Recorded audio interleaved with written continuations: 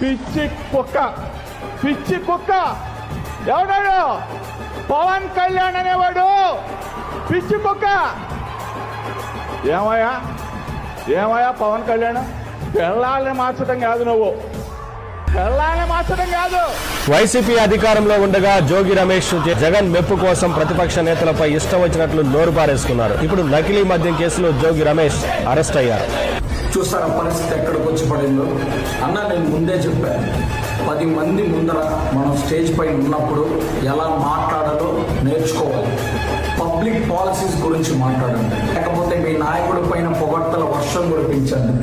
మీరు ప్రజలకు ఏం మంచి చేశారో దాని గురించి మాట్లాడండి, ప్రజా సమస్యల గురించి మాట్లాడండి. అది వదిలేసి అధికారం ఉంది కదా మనం ఏది పడితే అది మాట్లాడదాం, మన నాయకుడు మనల్ని మెచ్చుకుంటాడు అని మీరు రెచ్చిపోతే పరిస్థితులు ఎలానే తారుమారవుతాయి. పవన్ కళ్యాణ్ గారు